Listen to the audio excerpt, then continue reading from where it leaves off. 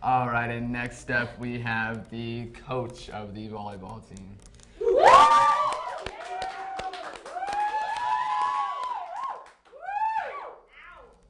right, if you could please introduce yourself.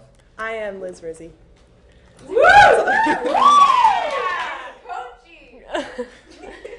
So, Coach, you have a history with volleyball, so I've heard. So can you tell us your history? Did you play in high school? Where did you play in college? What do you do now? I started playing volleyball in high school when a good friend of mine, Lauren, called. She was too nervous to try out by herself. So I went to play, and I made the team because I was tall, and then I didn't play for probably 2 years. I was on the team, but I didn't really play. And then I went to college at Catholic University and played on their team. Wow. We made it to the Sweet 16. It was awesome. And then I still play currently in an adult league. That's awesome. Yeah. So you play a lot of volleyball. What made you actually want to be a coach as opposed to just a player?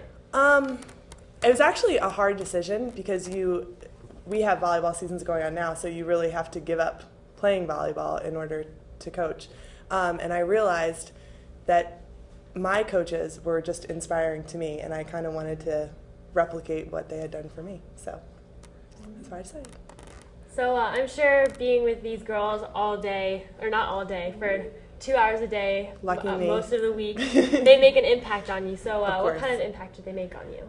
I think the biggest thing I've learned from them over 2 years is not to give up on them.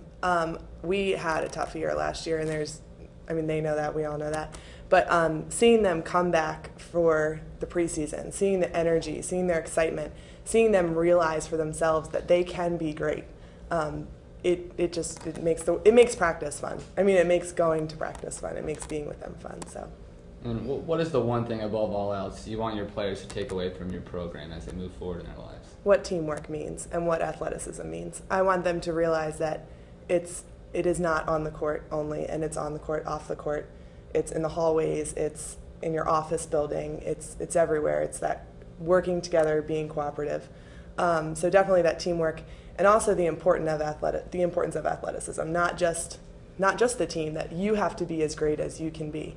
That no team will be great unless you yourself are great. So them working individually too. A lot of the answers the girls gave before probably made you feel like you're being pretty successful Oh my in that gosh, area, it was great. right? I was sitting back there and I was like, oh, yeah.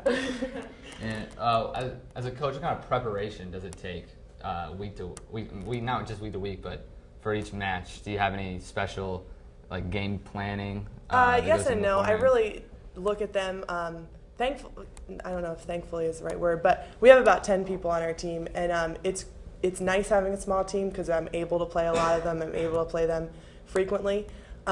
So in terms of starting the game, I like to start with the 6 who have showed up in practice, just showed up and done the best job and worked the hardest and have seen the most improvement from them, things like that.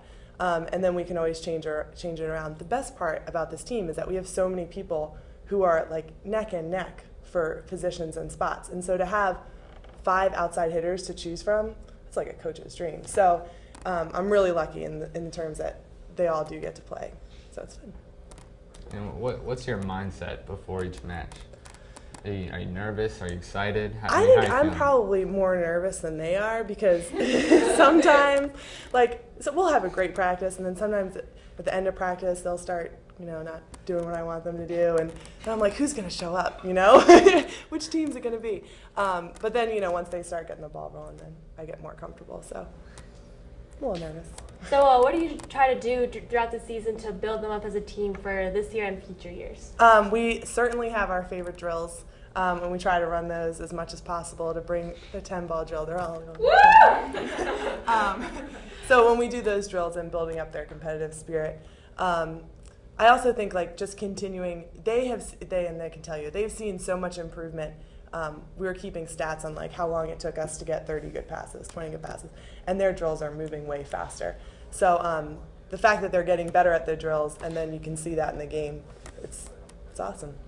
All right. Well, thank you very much for coming on. This has been Mason Coffeehouse Sports Talk. I'm Rebecca Gomez. And I'm Yates Jordan. We hope to see you next time.